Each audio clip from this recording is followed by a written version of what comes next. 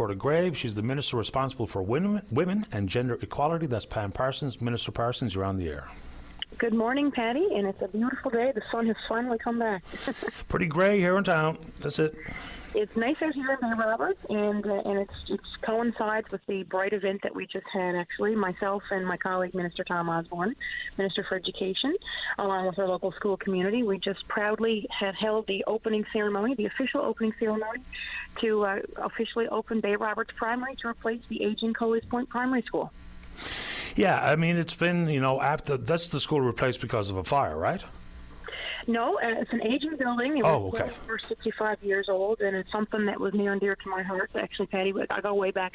I think you and I have had probably a few conversations with this over the years. I remember when I first put my name forward to run to seek the nomination, and when I became the candidate here for the district, Harbour, Portagrave, I mean, it was made clear to me then that this was a huge priority by parents, by former educators, by current educators, by the town council here in Bay Roberts, and the mayors, and even former principals. And I'm happy to say that, we band together. The time has finally come. It's long, long overdue.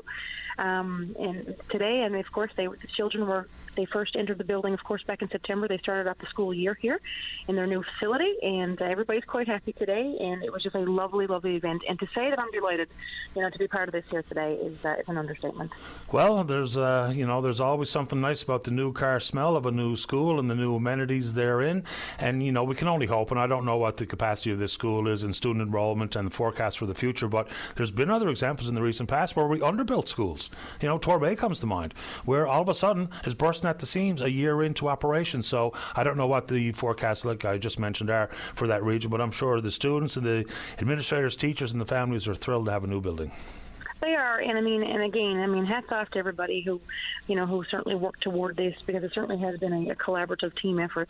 And I'm very pleased that our government actually, announced that tender of $16.2 million, 18 new classrooms. They've got state-of-the-art facility there all around, with a music room, a cafeteria, a gymnasium, and the new, of course, modern classrooms. And so everybody's quite happy. So it's a great day all around, and well-deserved.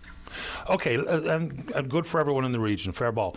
Let's move on to an issue that is absolutely inside your ministerial portfolio. We spoke with Angela Crockwell, the Executive Director at Thrive, this morning, and the potential for the Blue Door program to go by the wayside in February.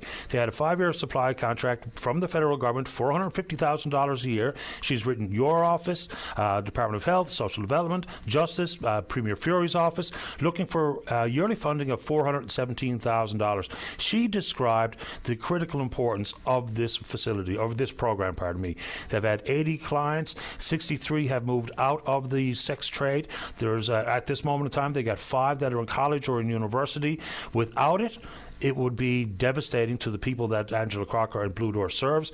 What's your comment on the request for funding now, and what do you think of that program? Well, first of all, I certainly want to commend Ms. Crockwell and all her team on that very important work, because as we know, people who are looking to escape the sexual exploitation as well as move out of the sex trade, they're to be commended, and for all the supports that they have received, it's very well deserving. And so I commend them for that work and that frontline service that they are providing. As you did mention, this will be certainly a cross-government, interdepartmental conversation, as well as with our federal counterparts. There's no doubt the work that they do is extremely valuable. It's very important, and again, they make a huge difference to the lives of those who come and who to avail of those services. So it's certainly a conversation. It was brought to my attention just yesterday. We were having that conversation as well with my staff, and it's something that I look forward to continuing the conversation with my colleagues, the Minister of Justice, Minister of Health Community Services, as well as the Minister responsible for CSSD, Children, Senior, Social Development, as well as the Premier. So certainly, it's a very important conversation, and this work will be ongoing. We'll be having those thoughts. They're going to need a champion. They really are. Ms. Crockwell can write letters, can make pleas and describe the situation, but they're going to need a champion inside the government itself. And it seems to me, for the Minister of Women and Gender Equality, that this is something that you would be driving on behalf of Ms. Crockwell, because it hits everything that your ministerial portfolio works on, is right there in the crosshairs. You're right, and it certainly is my mandate, as you mentioned, and I certainly will do everything within my power to help and to advocate for them, so they can count on whatever I can do. I certainly will.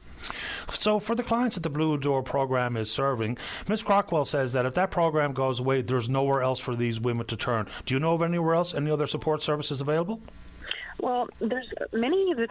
I think there are like 17 organizations that we fund for operational funding for equality-seeking organizations and women. And as you know, gender-based violence also goes hand in hand with a lot of these matters. And so there are a number of wonderful organizations across Newfoundland and Labrador, and I have to commend the people on the front lines. It's the experts who are in these organizations that are there. They know the need. They know the clients. They know the people who avail of these services. And I mean, anything that I can do as Minister for Women and Gender Equality, I'm certainly going to do for them, and to be their voice around the government table to do everything that we can to get people the supports that they need. I appreciate you making time for the show. Thank you, Minister.